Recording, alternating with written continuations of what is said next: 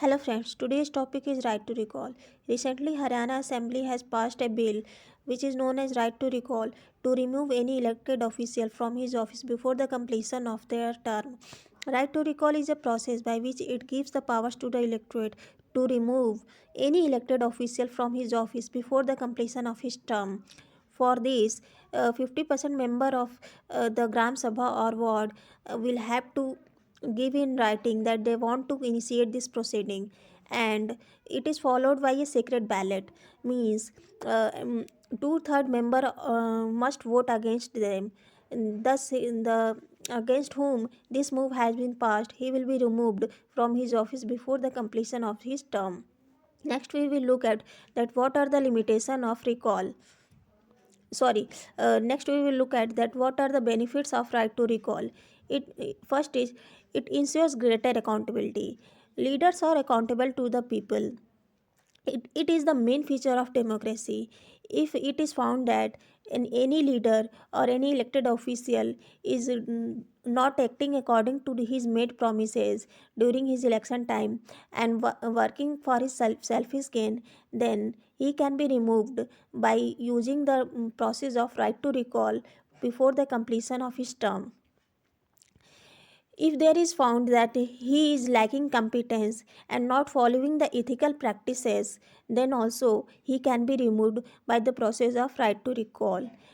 Third, it checks corruption as well as criminalization of politics. As we know that during the election time, a candidate spends millions of rupees for campaigning.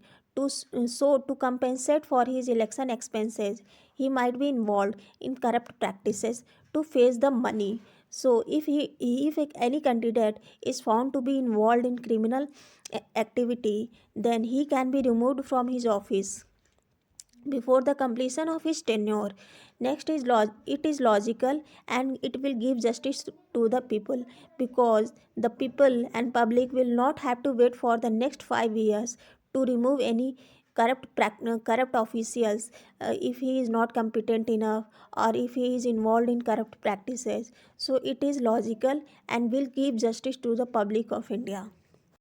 Next, we will look at limitation of recall. First is destabilize the government.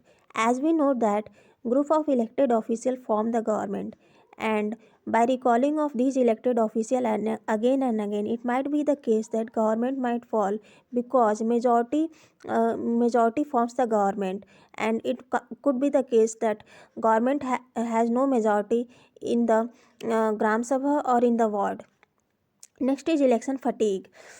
Recalling of elected official would require conducting or holding the election or by election. So it might be the case that voter turnout could be lowered because it has been seen that voters are reluctant to vote again and again. Next is political tool.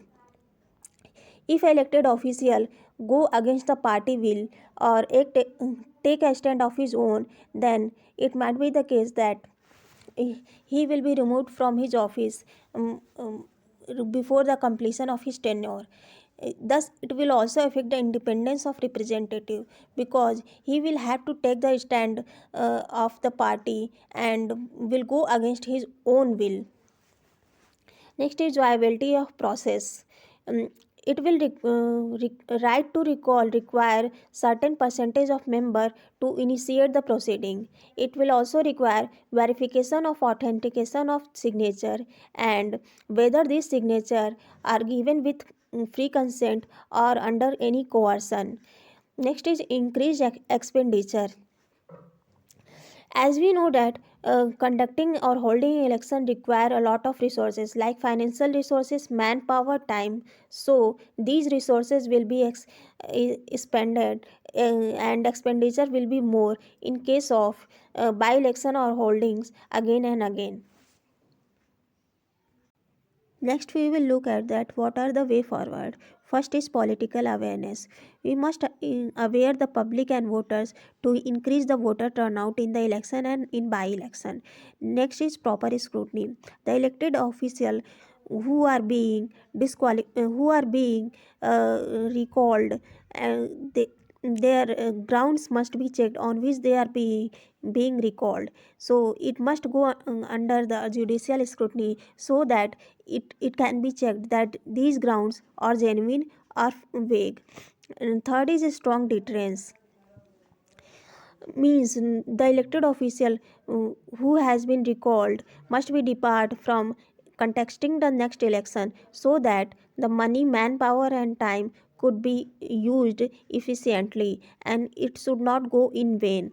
Fourth is strengthening existing mechanism. We already have the mechanism of disqualification of members to check the accountability and competence of the elected official. So we also have the vigilance commission to check the corruption, and whether some elected officials are involved in corrupt practices or not. So these existing mechanism must be strengthened, so that it can be checked that whether the elected officials are corrupt or not, or they are accountable or not.